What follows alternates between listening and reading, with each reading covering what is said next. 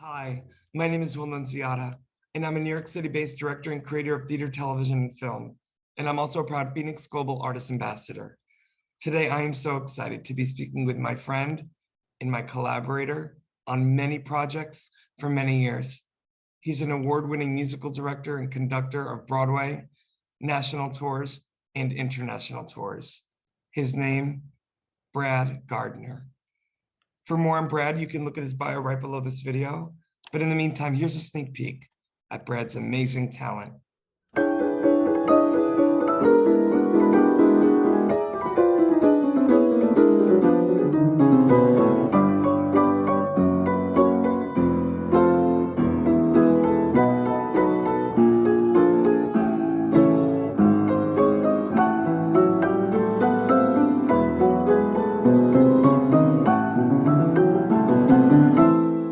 Well, hello, Brad. How are you?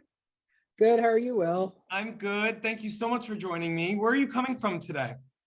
I'm coming from Palm Springs, California at the moment. Oh my God, lucky, lucky you. And just so that the audience knows, I've known Brad for, oh my God, at least a decade. Brad was one of mine and Anthony's musical directors, basically our main one for many years. He was the musical director of our first album, and he traveled the country with us. And I have such affection for him, and I always knew that when I stepped into the role of director that we would work together. So fingers crossed.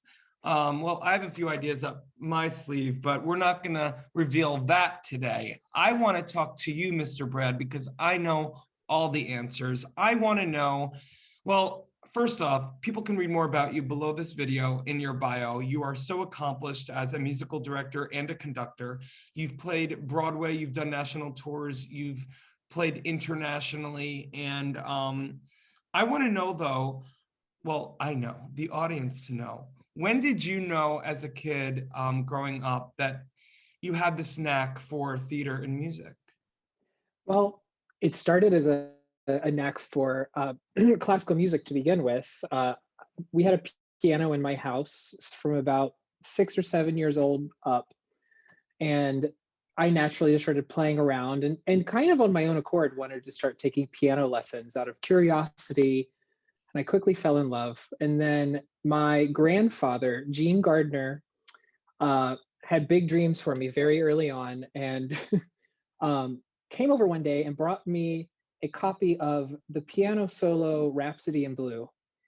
And he said, "You're going to play this one day." And I said, "You're crazy." But that really, I always had this like carrot of like one day, ooh, maybe I'll learn Rhapsody in Blue. And so that really drove me through my early childhood into my teenage years, and even then pursuing it into college, going into studying piano in college.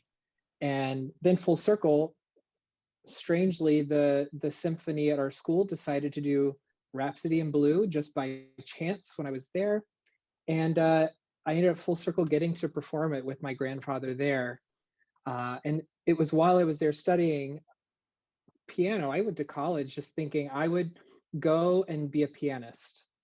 And while I was in college, I said, I like this, but like, what's the fun part? Like, what else can I do?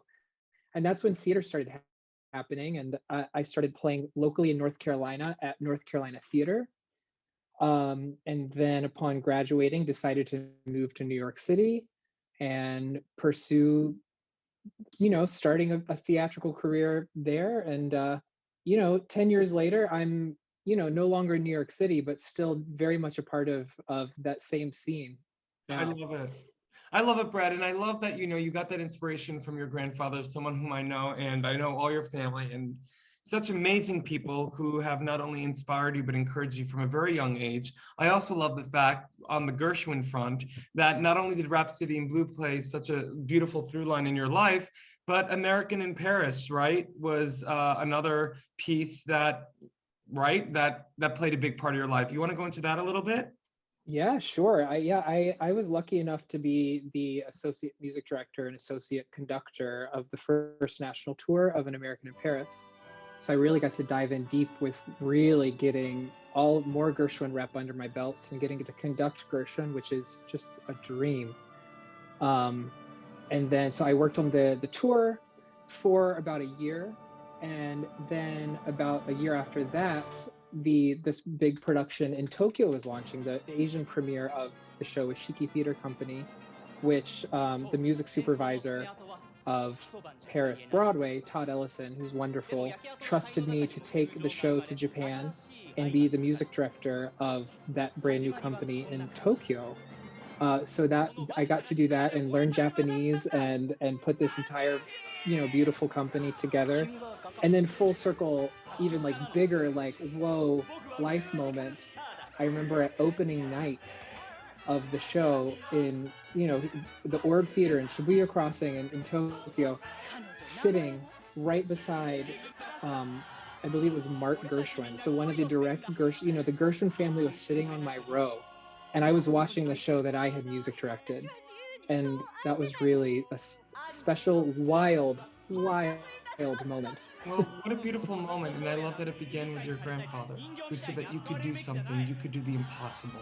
And although it scared you as a young kid, it set kind of, I love the Gershwin thread throughout your life, but also, Brad, knowing you as one of not only the best musicians and conductors and musical directors I know, you're one of the kindest people. And, it's like the kind people that you always love when success happens to them. And, when I think about not only your work here in the States, but abroad, in Tokyo, for example, where you had a lot of success, I think about FENIX, and I think about the opportunities it's going to allow artists like yourself to continue to find those collaborations with people outside, in this case, the United States. And the fact that you already have a connection in Tokyo, an app like FENIX, what is that going to do for you as an artist who has already expanded his wings beyond the United States? Well, I think, a big part of making arts is really, it comes down to the human connection.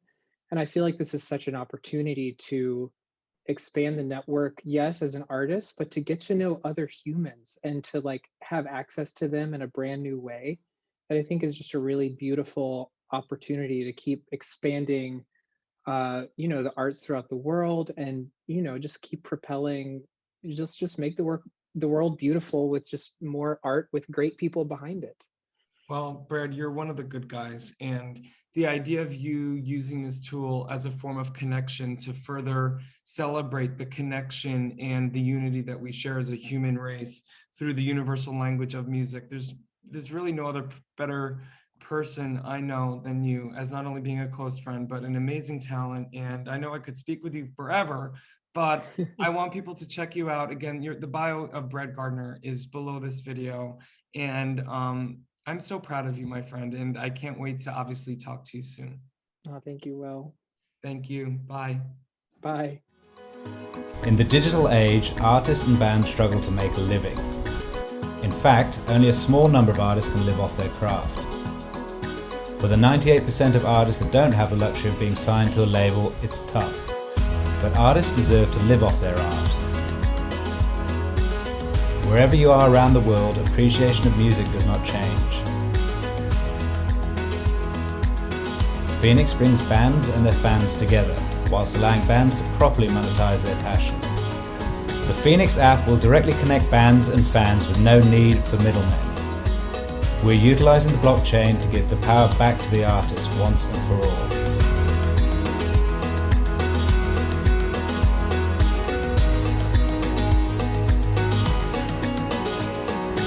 Join FENIX, join the change.